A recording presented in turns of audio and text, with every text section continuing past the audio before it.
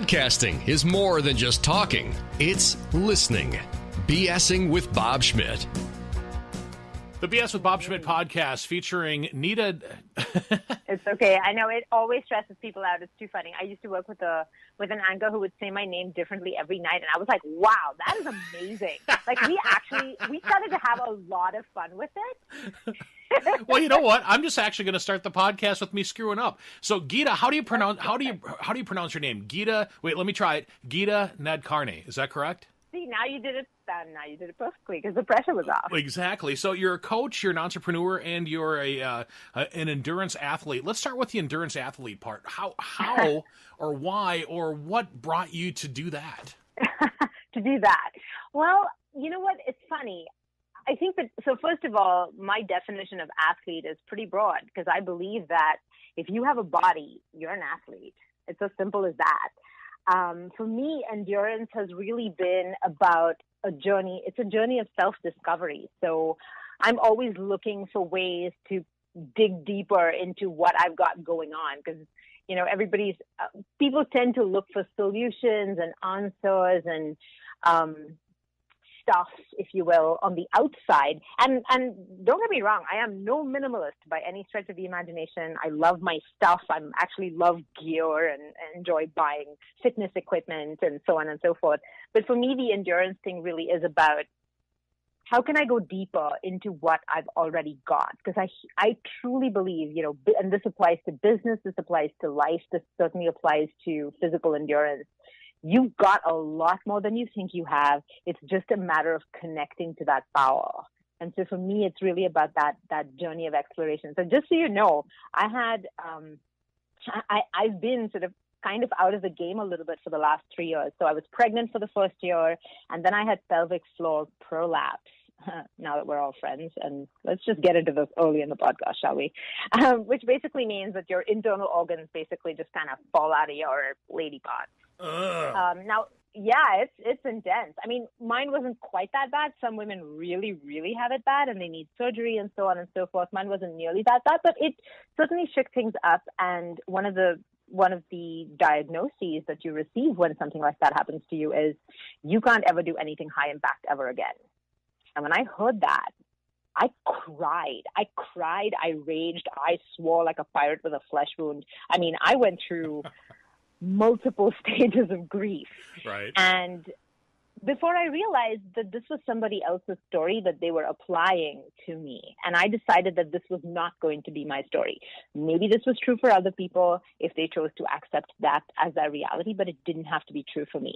So I made the decision that I was going to go back to running marathon lengths and perhaps even beyond. My dream is to be an ultra runner, which is people who run longer than marathon lengths. And I was like,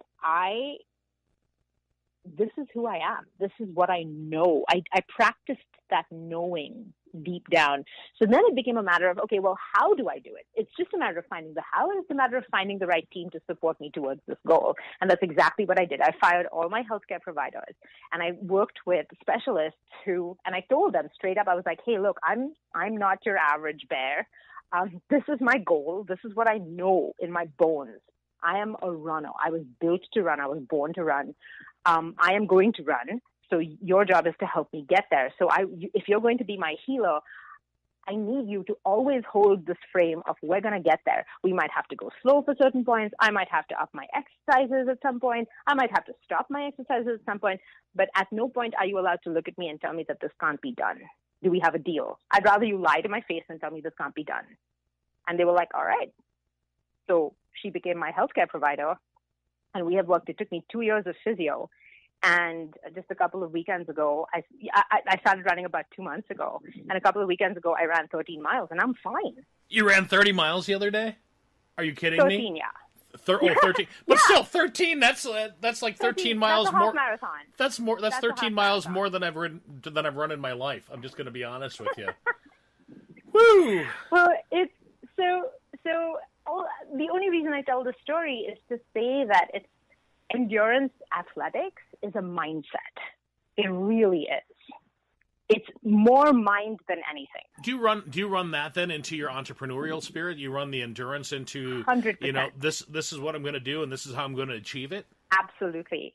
And that's one of the reasons why I needed the running, was because it helps create the connection between my physical reality and what is going on in my sort of energetic reality, if you will, right? My desires, my goals, my so on and so forth.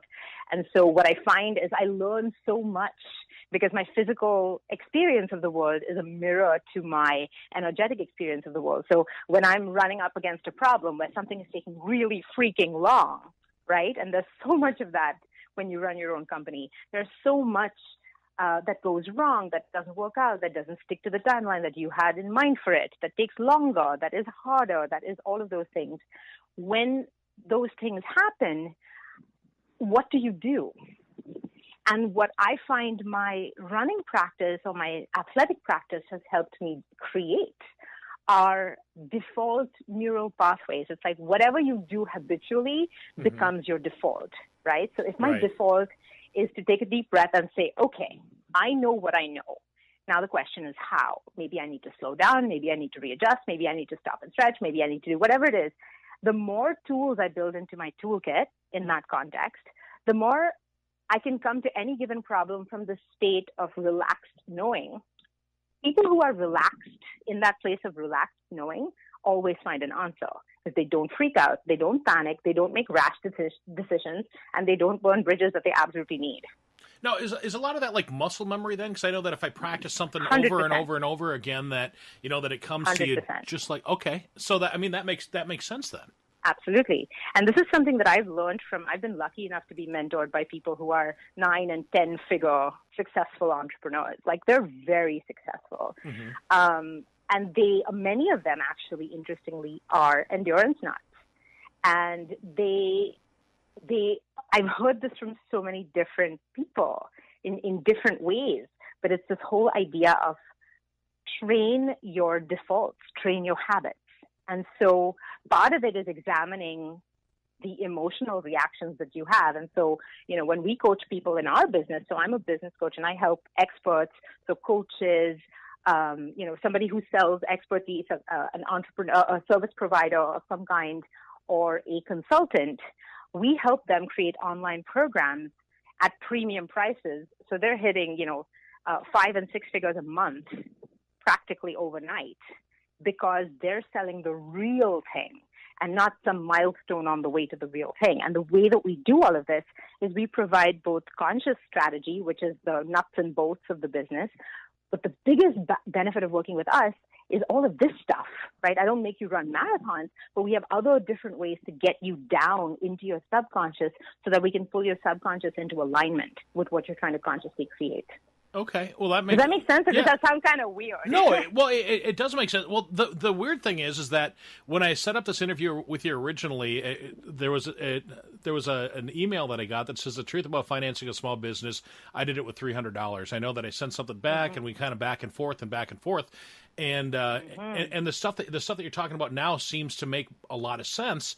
The original thought, though, that the financing a business with $300, that's something I'd like to talk to you about a little bit later if we can. But let's continue with this though, with the getting things set up so that way you can do things without thinking about it and having things actually work without adding that stress to your life. So what I realized is that a lot of high achievers, and like I said, the people that we work with, the coaches, the consultants, the service providers who want to be on the premium end of their market, these tend to be people who are driven. They're ambitious. They want what they want. And they often get caught in the weeds because they start building things, and high achievers tend to enjoy achievement. And the paradox of this is that we tend to get sucked into busy work. And I absolutely got myself in this number. That's part of the reason I'm so effective at leading people out of it, is because I know exactly what it's like, because I totally did that in my own business in the early years, where we got successful and then we were like, yeah, we're going to build this big machine, and, we're going to have the upsells and the downsells and this big like automated funnel and this, that, and the other. And we did it all. And the program that I had created, which was a do-it-yourself PR course called Baby Got Booked, because I've been a journalist since I was 12 years old. So I figured, like, when I decided that I was done with the 9-to-5 life, and I started that company with $300 in my bank account, which we can get to if we have time. I was like, the only thing I know how to do is to get people's stories out to the general public, and if I can create that connection, then, I can make some money, and the entrepreneurs can get the exposure they need, and the public can get the value that these entrepreneurs have created. Everybody wins. Let's do this. And so that's what we created. What I realized was that everybody benefited from the system, the strategic stuff. Everybody in our program, 96%, that's almost everybody. And for an online program, that is unreasonable. That's very, very high as a success rate. Everybody who did the work got press. Not everybody grew that company as a result of that press. Do you think it's because was it because they were afraid to grow? Because I know a lot of people that I think are successful, but then they get to that point where it's like, oh, I don't know if I want to go that far. Self-destruction. Yep, they hit their upper limit, absolutely. And that's exactly what well, it isn't necessarily even self-destruction. It is sometimes a hiding behind busy work. They will complicate their lives. They will complicate their to-do lists. They're not 100% sure what it is they really sell, who it is they really sell to. Even though we've provided this information of how to do it, it's the part that makes them confused. They kind of shut down. I realized that without support, a lot of people would know, quote unquote, these things intellectually, but be unable to truly apply them in their practice. So what I realized was that 96% of our population who was doing the work were getting the results. But maybe 10% of the people who got the results created, and we're talking serious success. We're talking building 7-figure businesses in sometimes as little as 6 months, and between 6 and 18 months. We had one real estate broker who used our system and generated $12 million in 12 months. Oh, geez. That's a hell of a lot of money. It is. So our system clearly worked, but it worked like gangbusters for some people, and it worked just okay for others. And at first, I remember when that awareness first surfaced for me, I wanted to do what everybody wants to do, which is to run and hide, because I didn't like that number. I didn't like that only 10% of people were absolutely crushing it. And it started to become it became a question of integrity for me, because I was like, well, I don't want to sell people a program that is going to get them a milestone on the way to the finish line kind of goal. You know what I mean? Yep. I don't want them to make it to the first aid station and not make it to the finish line. That's BS. I wouldn't want to buy that. So what happened with us is that, and this goes right back to that whole idea of subconscious and mindset, right? I started to lose faith. Guess what happened to my business? As soon as you start losing faith in your own business, you start failing. By the way, using BS as a term, I'm going to take that as an endearment term, since that's the name of my show, is BS with Bob Schmidt. But you can use it however you'd like. Cow doo-doo, if you will. Yeah, but as soon as somebody stops believing in whatever it is that they're selling or whatever it is that they're talking about, that's when things start to slide, right? Yeah. So exactly. How do you get somebody out of that mindset then? You have two options when you get to that point. Either you run away from it and you check your integrity at the door and then keep hustling, which is a very depleting kind of hustle.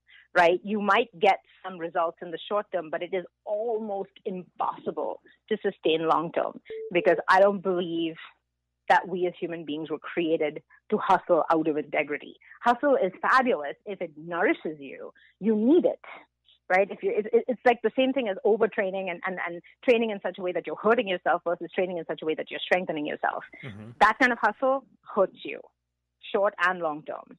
And it kills your credibility. It creates so much damage that's very difficult to recover from. So I was frozen, and I had just had a baby too. So it was really bad timing for stuff that I had taken for granted to not be working. I really, really did not want to look at it, let me tell you. But I had to.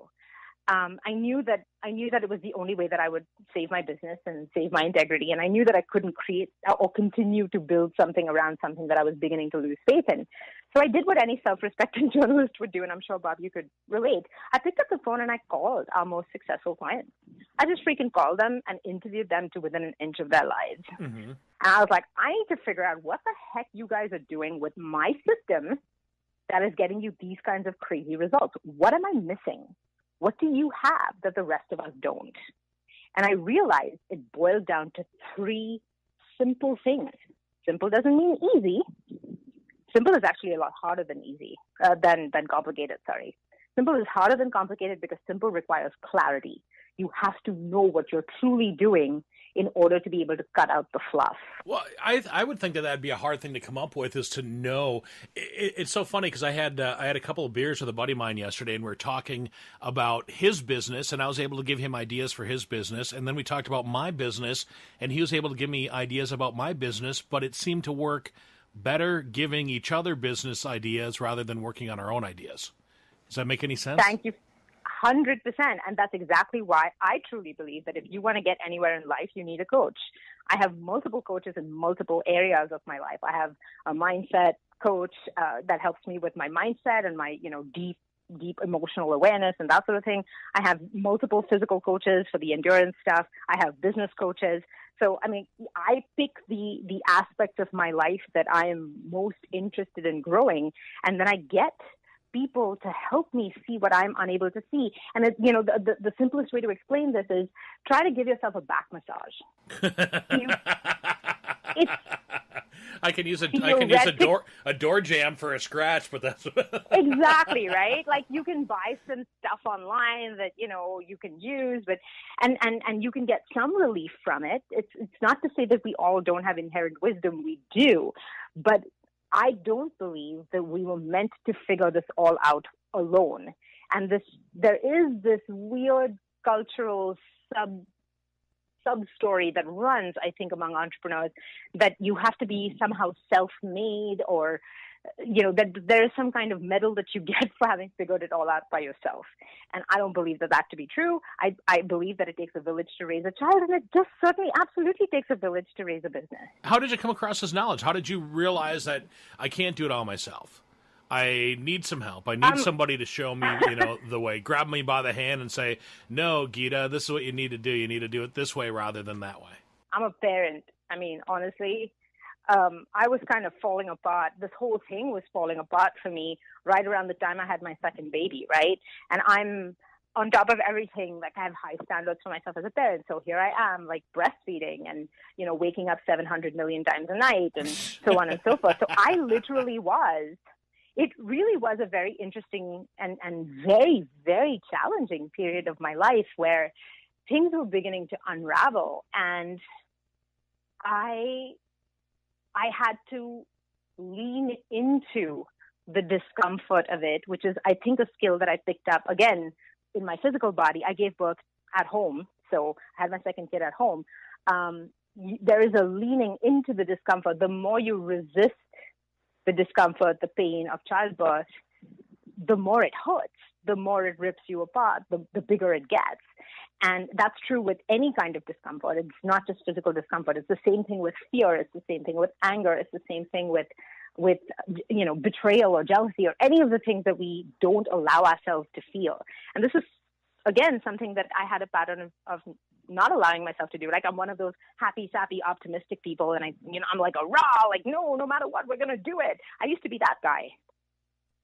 And shutting down these pieces lets you play with only half your toolkit, which is dumb. It's counterproductive. And the analogy I like to use now is a little bit like saying, like, let's say you're feeling fear. Let's say you're staying up at night. You have built this ginormous machine. You've maybe bought a bunch of courses. You've done your best to implement bits and pieces. You're not sure if you're implementing it right. There's just so much doubt. There's all this pressure to have it figured out by yesterday, and you're in this place and you're terrified. Now, if you hustle through that fear and sort of deny that fear, it's a little bit like walking down the street knowing that there's a sniper pointing a rifle at you. There's a sniper pointing a rifle at you. You know you don't want to get shot. What must you do? You have to devote a massive amount of your attention to where that sniper is at all times in order to avoid him. That is exactly how we deal with fear when we deny it. We devote massive amounts of our attention to keeping fear under the rug. That energy and attention could be much more beneficial to us if it was used to actually build what we want. But it's not available to us because we're busy keeping fear under the rug. How do we train ourselves to not think about that or not look at that? Because every one of us has fear. I find myself wanting to be successful, wanting to do, more podcasts, wanting to make money doing them. But I think you're right. Mm-hmm. I think that the fear of, the fear of success, the fear of failure, the fear of somebody telling you no. The fear of not having all the answers. It's lots of different fears, yeah. Yeah. Well, you mentioned you're a parent. I'm a parent as well. I got 4 kids, and you try to paint yourself into this. Hey, I'm the dad. In my case, and well, Dad has the answers. Well, I don't have all the answers. I know I don't. But it's a struggle. It's interesting, too, because what happens when you tell yourself the story of I'm the dad, I have all the answers, or in my case, I'm the CEO, I have to have this all figured out because there are 5 people on my team, all of whom depend on me and my decisions to get this right. If I screw up, that's 5 people out of a job. Right. Right? So it's the same idea, it's the same pressure. And so when you do that, though, here's what happens. Let's say your wife or a friend or a colleague, somebody asks you a question, Bob, asks you a question and says, well, what makes you think that's going to work? Or points out that the numbers that you have shared with them for your great big plan that you're absolutely sure is going to work this time don't really, right? Don't really add up. Right. That's a typical day of the week for me. I'm just saying, it's a typical day of the week for a lot of entrepreneurs, quite frankly. And here's what happens next.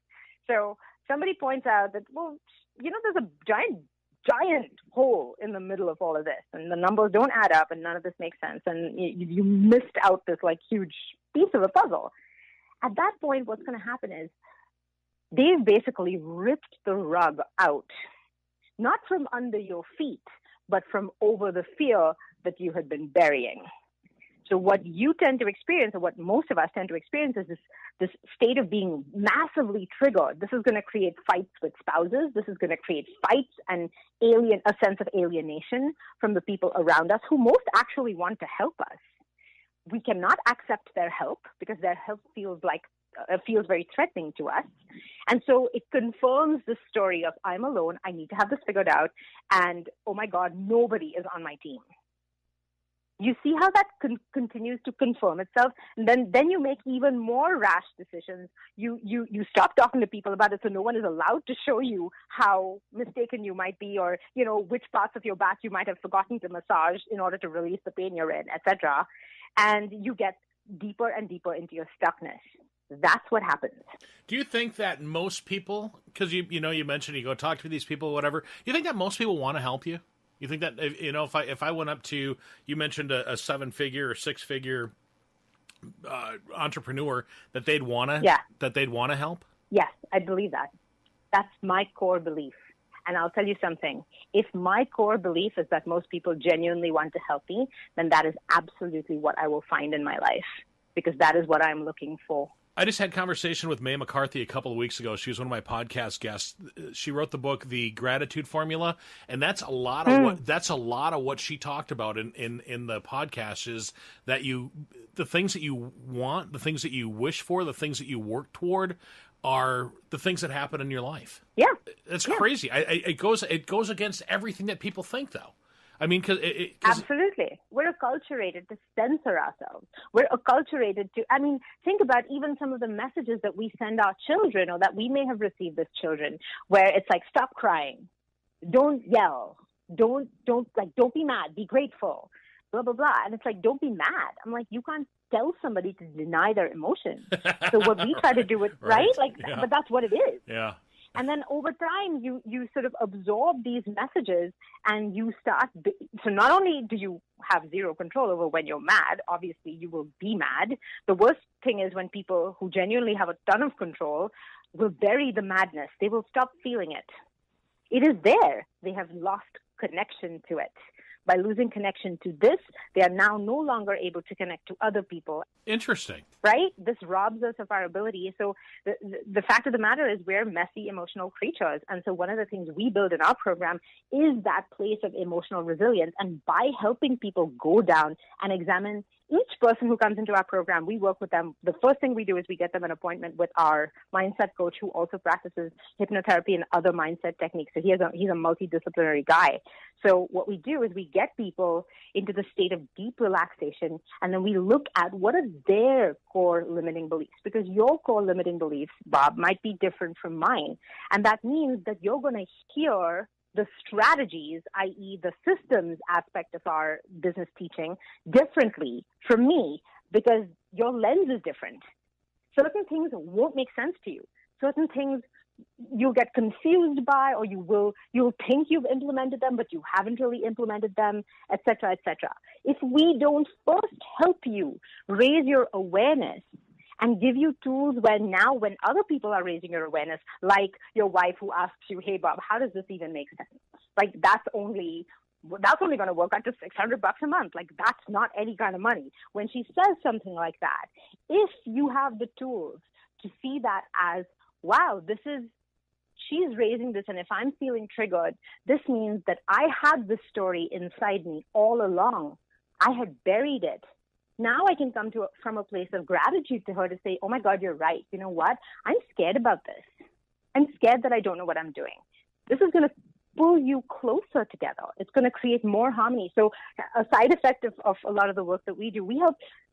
My job in life, this is how I understand my role. My role is to help grow people by growing their businesses. By giving you, a 6, 7, 8-figure business, you're going to have because you cannot have the 6 or 7 or 8-figure business if you're not up for it. If you can't see it, truly vision it, you can't have it. It's right in front of you, Bob. There are people all around you who have it. The reason you don't have it is because there's some filter that you've applied to prevent you from connecting to it. So my job is to help you remove those filters so that you can connect to what is right in front of you. And that is exactly why we have the kind of ridiculous success stories that we have. We had a guy who was ex-military, super disciplined guy, hustle. Man, did this man work. He worked so hard. His name is Stephen Kuhn. We've got his story up on Facebook, like a whole video that we shot with him talking about his journey.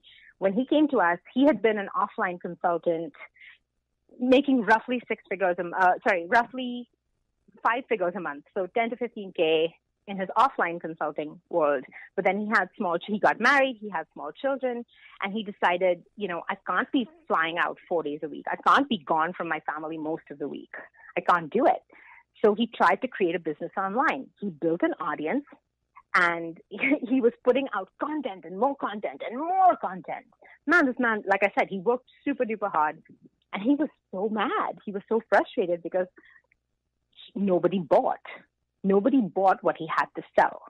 Now, part of the reason for that, what we discovered, so first of all, he came to me trying to fix the wrong problem. He came to me wanting to grow his online presence. Luckily, I asked him the right questions, and so we discovered together that he had a massive online presence already. His real challenge was monetizing it. Then we went into, okay, well, why aren't you monetizing it? And then we realized together that he was selling the wrong thing. He was selling the thing that nobody really wanted to pay money for. And I was like, well, what are you really excited about? What are you super amazing at, etc.? And we have all these techniques to draw that out of someone. Because most people sell too close to the surface. You sell on the surface, you got to charge surface prices. How do you dig deep then and find that passion or find that thing that people are willing to pay the more money for? It's a whole process. We have a whole process for it. This is exactly what we do in our program, in Impact with Influence. We have a whole process for it. And it's not something, as much as I wish I could just give it to you and lay it out, if I did that, I would be doing you a massive disservice, and I'll tell you why. Without first understanding your core beliefs and your blocks to the process, by giving it to you, it's a little bit like if I gave you, so part of our program is amplify, right? So we have first we clarify your mindset and messaging. Then we simplify your offer so that you have one core offer and you have a very robust, effective, high-integrity, low-pressure selling system that just converts people even when you're charging thousands of dollars for what you do. And then we get into amplification, and this is where all your leads come in from. And we actually teach you how to get massive amounts of PR, which builds credibility and lead flow all at the same time. Now, I can tell you for a fact that I could give you, because I've done this literally, I could give you the entire PR system where you can get all these leads and build all this massive credibility and all this other jazz, which is exactly what Steven had done. And you will not be able to monetize it because you're standing in your own way. Without understanding that deep piece of what your core blocks are, we can't. And so it's funny, this is the BS show with Bob, but he said it in no uncertain terms. He was like, the moment you called me on my BS, no one had called me on my BS before like that. He made $16,000 the next day using some of the methods he got from just our free call. He immediately enrolled in the program. Bob, his goal, when someone enrolls in our program, I don't look for clients. I look for success stories. So I don't actually invite anyone into the program until I'm sure that we can get them results. Until I'm 100% sure, you don't get a ticket in. Then the deal is you're not a client, because a client means you can pay me money and then you can choose to do the work or not and disappear or not or whatever. That's not the deal we have. The deal is you sign up to become one of those testimonial videos with us.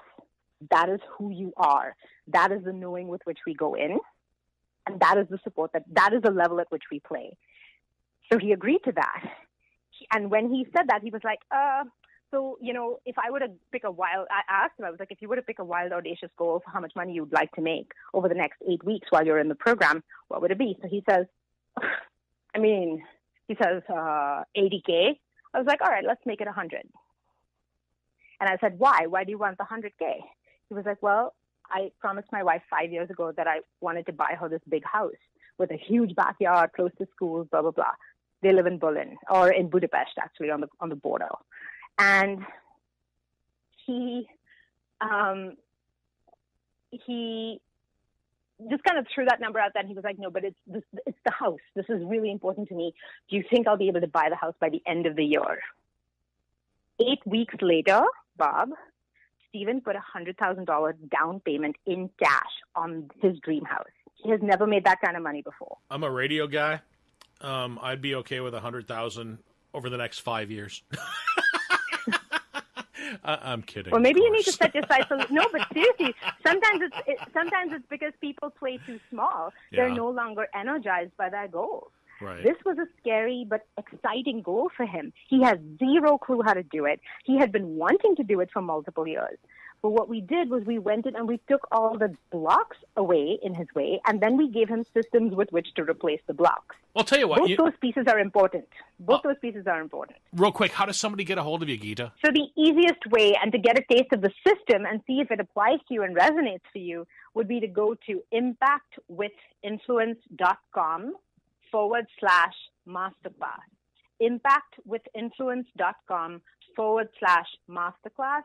If you happen to be on Facebook, I run for free. It's a free group. It's open to anybody, especially if you're a coach, you're a consultant, or a high-end service provider, and you're wanting to learn how to position yourself as a premium expert. So people will charge the minimum that anybody in our program charges now. And this may not be your case before the program, but if you're intending to charge between $3,000 all the way up to $25,000, $30,000 per sale, if that's your goal, if that's what you want to do, and you're just looking for the how and you're looking for the shifts that are required, then look for the Messaging That Makes Money Facebook group.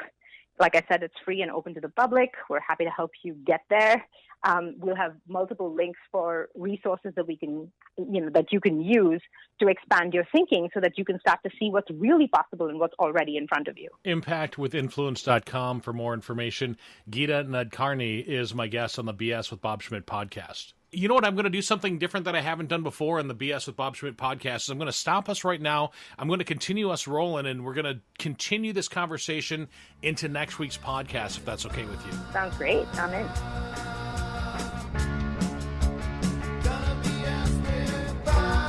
The BSing with Bob Schmidt podcast is brought to you by Orange Computer. Find them online at orangecomputerlax.com. This has been another podcastforhire.com production.